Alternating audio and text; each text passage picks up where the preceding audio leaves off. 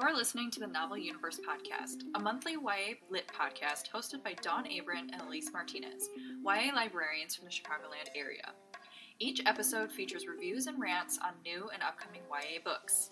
We are here to help you navigate your TBR pile, what's good, what's bad, and everything in between. I'm Elise, the rejecter of romance. And I'm Dawn, the criticizer of books. So turn up the volume, here we go.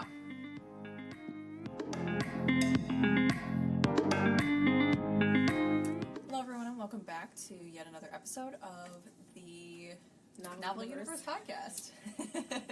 I listen to a lot of podcasts. It's like, what is mine called again? Yikes. Today we've got a fun cold open, at least I think it's fun. We're going to be doing literary horoscopes, and this is a tag that we saw from the Stripped Coverlit channel on YouTube. Check those guys out. Their videos are really good. They really talk about books with intention, and they have a lot of good things. Not good things to say, but I really enjoy hearing their criticism. They really critique a book to death. Yes, they do. So if that's your thing, go check it out. But they introduced this literary horoscopes tag that's original of their channel, and we wanted to do it on our podcast. So okay. Dawn's going to go first. We each took 6 signs. There are 12 total.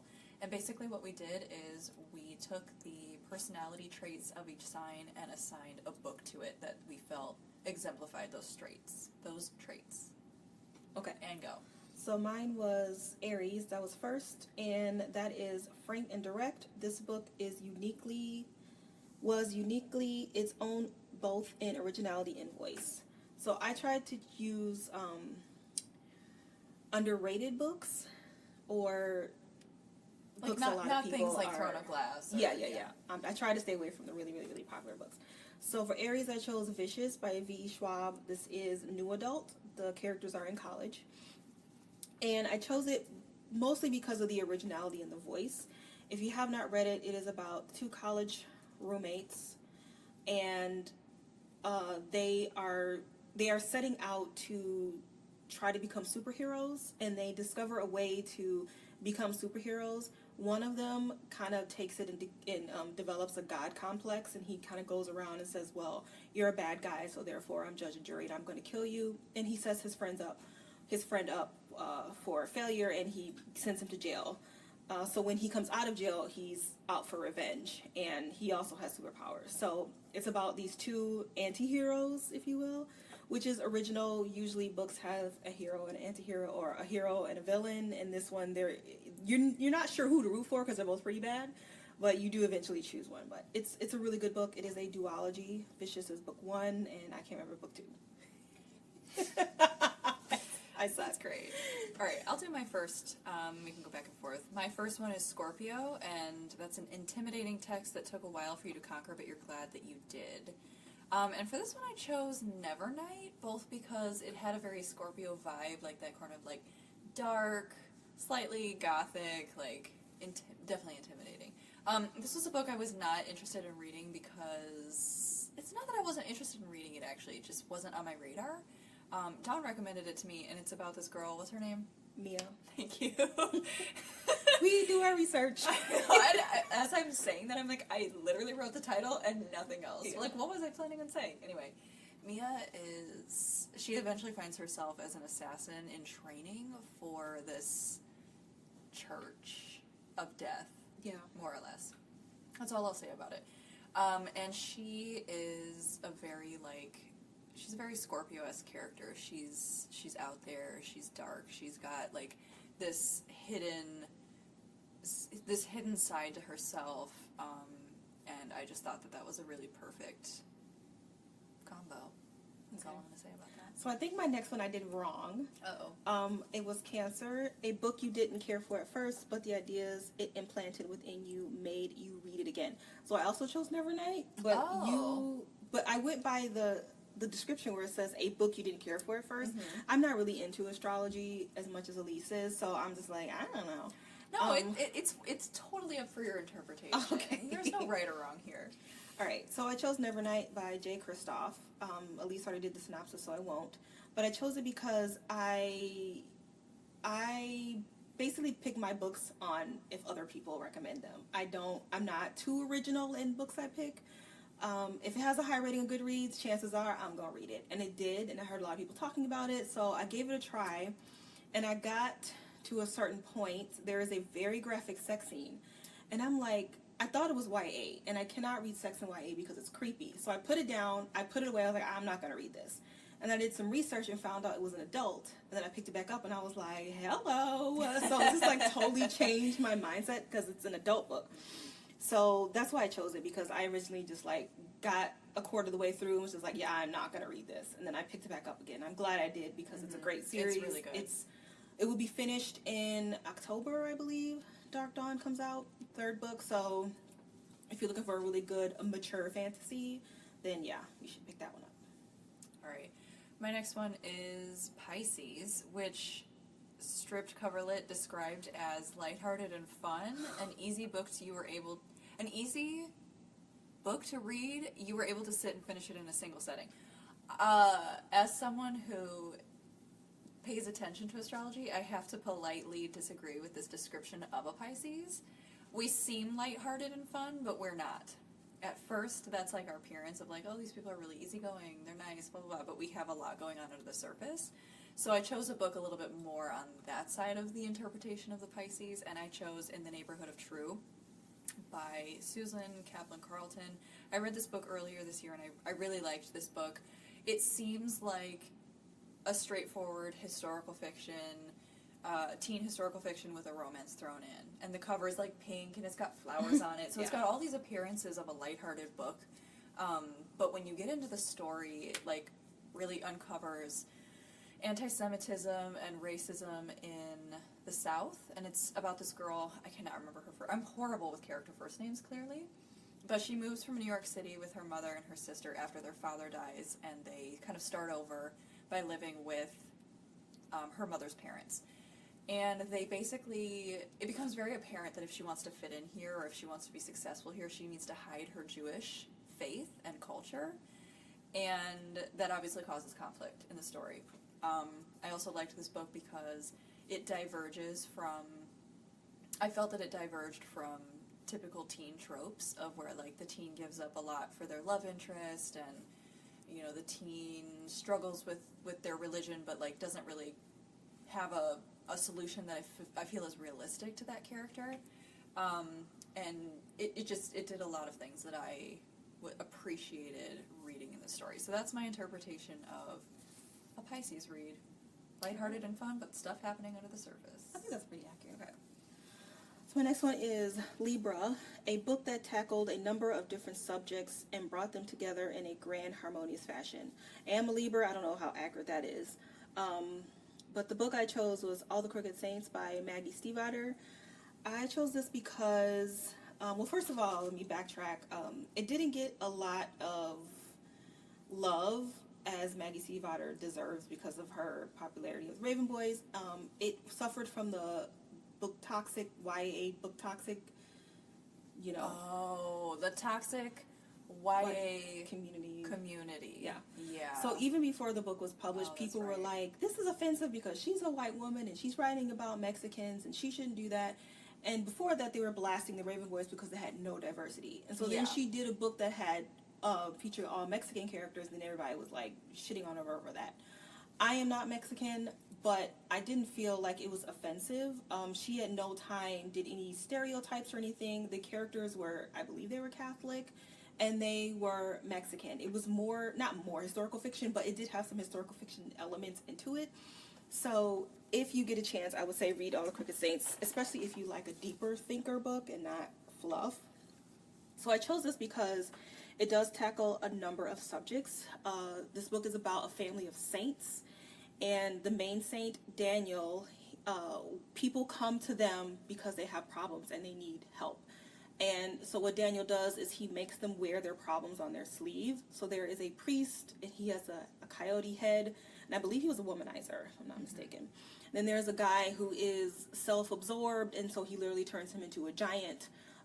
And so these people have to figure out their own problems without any interference from Daniel.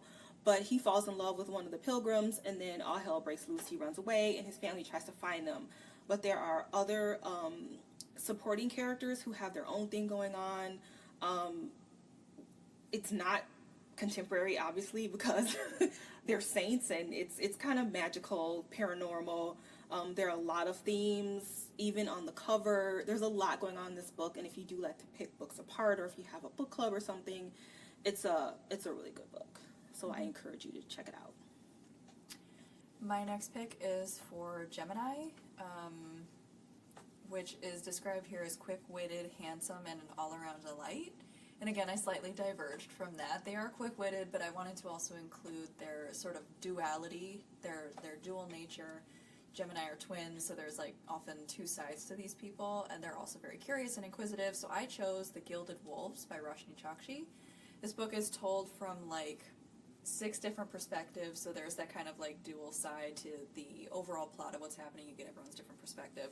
But it's about a group of like artifact hunters, if you will. They each contribute a different skill, background, and like body of experience and wealth of knowledge. And they are looking for an ancient artifact that basically, to boil it down, this is a very complex plot, but to boil it down, it basically guarantees like immortality and like godlike status, and each has a very particular reason why they're a part of this crew. They're not necessarily looking for the artifact to use it for their own immortality, but to write a like past, or to write something that happened in the past. And so I really liked the inquisitive nature in this book comes out because you learn a lot about antiquity, and the book is set in like the Belle Epoque era in Paris, so like turn of the century Paris.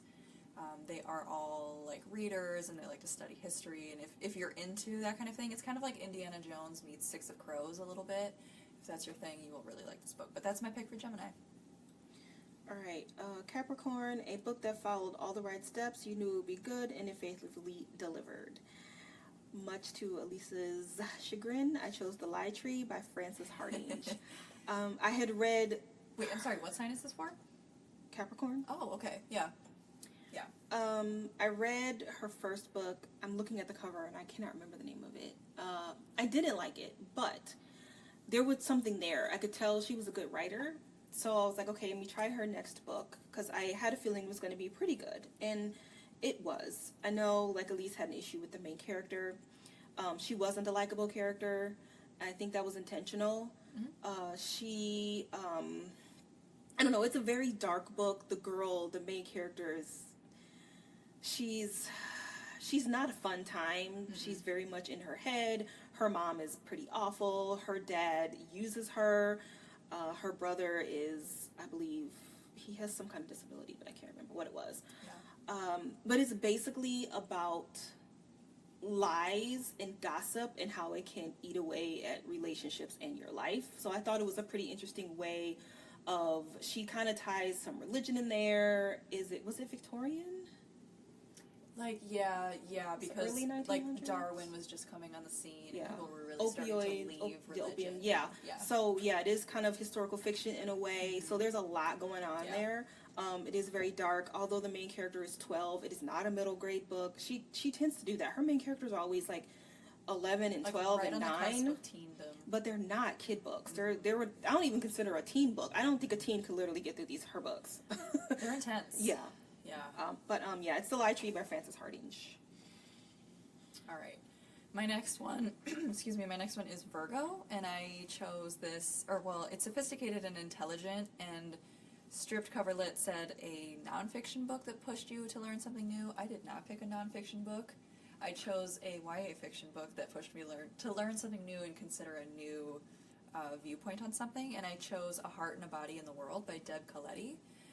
This book was very intelligent because of some of the themes that it explored around responsibility in terms of, like, what do you owe someone else in a social interaction that you don't feel safe in.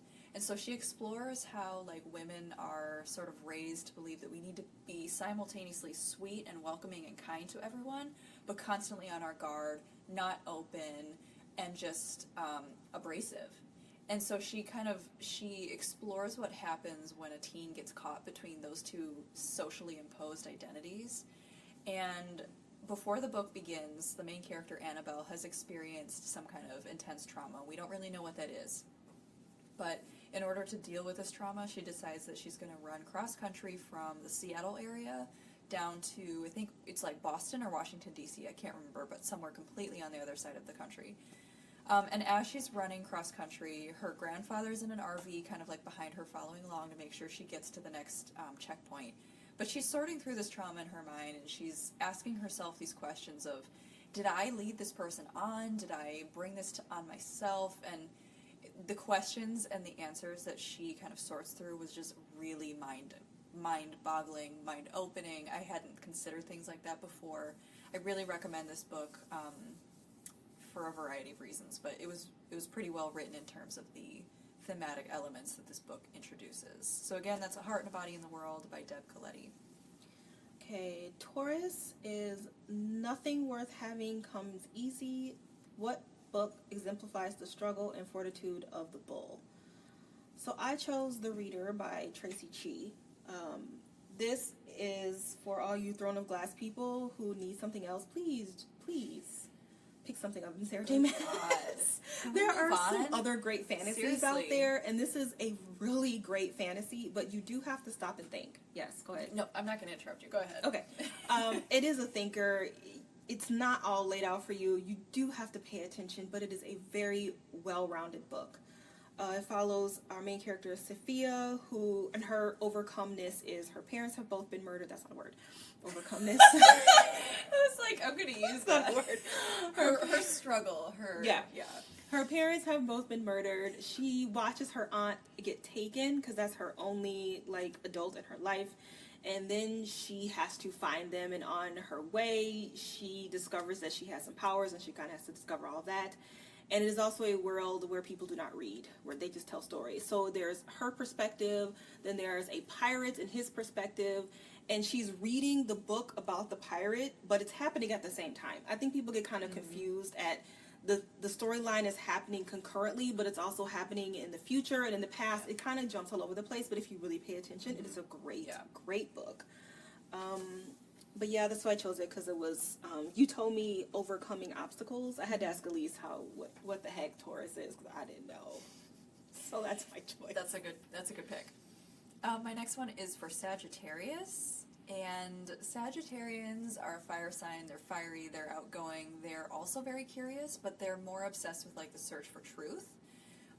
They're travelers, they're obsessed with experiencing the world as a method of self-improvement and learning. So for that, I chose Saga, the graphic novel series, because it features Alana and Marco, two people from diametrically opposed cultures who have been at war with each other for like a millennia. Like nobody remembers life before this war.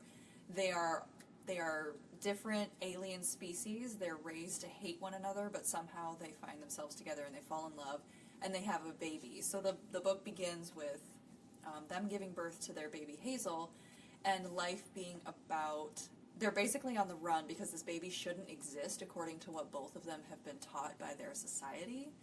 And so people now want this child for God knows why. Some people want her dead, some people want her to experiment and learn, but not in a good way. And so they travel all around the galaxy to try to keep their family together and to keep their family safe. And both of the main characters, again, Alana and Marco, are very interesting characters. Alana is she's either a Sagittarius or an Aries. She's just out there. I love her. But that's my take. It's got traveling, it's got truth seeking, it's got learning, all the things Sagittarians love. All right, my last one is Leo, and once again, I had to ask Elise because I didn't get it. So I'll go with Elise's description because it best fits my book. And she said, over the top, likes attention, out of control story. So I chose The Alchemist of Loom by Elise Kova. I believe it's YA. It might be new adult. They are teens, but this book is Crazy Town. So this book has everything. It has everything. It has dragons that are blue. It has chimeras, and you eat a dragon's liver and you get their power. Or of course. Of course. The dragons live in the sky and they ride machines and they oppress the people below. The dragons ride machines? Yeah. Well, when they're humans. Oh, okay. So they can turn into humans. Gotcha. But they do ride other things, which is kind of stupid because you're a dragon, you can fly. I didn't even think about that till right now. Okay. I was like, a dragon is riding something? Anyway, no, yeah, that's funny. See, Leo, they just, I can already fly, I need more flying. Oh, okay. That's very Leo. Perfect. And our main character is a chimera, and she kills dragons, takes their organs, and consumes them, and then she can get whatever power they had. And so a dragon comes down to her, and she's about to kill him, and he was like, whoa, whoa, whoa, whoa, whoa. I am here to help you defeat the king. And so they kind of go on this journey to defeat the king. It sounds nutty. It is a little nutty, but it's very well written. There's some great villains in there. The world building is great. The ending was I didn't like the ending, but that was my problem. And this is my pet peeve of YA fiction that really chaps my hide. I do not know why not every YA book, but many YA books have to have a war. And the third book is the final war, and I am so over it. Yeah. I am over the final war trope. I can't. So at that point, I had read like several final war book, and I was just like, I can't read this anymore, and I kind of DNF'd it. But it was me being like over that trope. It was not the book's fault. The book is great. Mm-hmm. Ignore that cover. The cover is pretty awful. The cover's the worst. It looks like really an bad. Amazon self-published It really does. situation. It really does. I was like, I was shocked to my core when I saw her reading that. Like, what made you want to pick this It had up? like a 4.5 on Goodreads. I told you. Yeah, that's not a cover you see and grab off the shelf. No, you know? It's not. But yeah, ignore that cover. It's a great book. All right, my last one is Aquarius, and this book is subtle and simple. It packs a huge punch. I also want to add that Aquarians are like stereotypically the social justice warriors of the zodiac. They exemplify everything that like the hippie movement was about. Like everyone's equal, peace, but progress, idealism, that kind of thing. So that's like Aquarius. So for that, I chose Patron Saints of Nothing by Randy Rebay because this character, what's his name? Jay.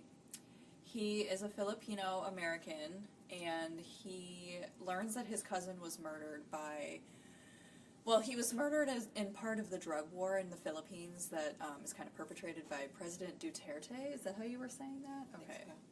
I probably could have looked up a clip because this person actually exists, but I did not. Anyway, he proceeds to go on a life-changing journey where he does, learn more about his home country. I'm sorry. He does learn more about the Philippines, which is, his ethnicity, and he wants to learn more about that culture. He connects with his cousin through his cousin's letters and sort of this life that his cousin lived before he was killed. It does have a tiny bit of like social justice in it, wherein he's trying to understand a country's struggles and find a way to discover the truth about his cousin so that he can get the word out about how like literally the government is killing its people without providing help or resources to people who are selling or using drugs. So it was a very good book. I just finished reading this. It was published last month in June. We'll talk about it more. Yeah, we're going to talk about it more later. Right. So I won't say anything more, but already right off the bat, like, this is a fantastic book. If you've heard of it but didn't know if you wanted to read it, could not recommend it more. Patron Saints of Nothing by Randy Rebay. All right, I think that's it. Mm-hmm. I believe that's it. That is it. All right, on to July TBR. Which is very short. That's very why our short. cold open was very long. We need something we can talk about. All right, you can go first. Okay, so my first TBR in July. Wilder Girls by Rory Power. I am going to predict a 3.5.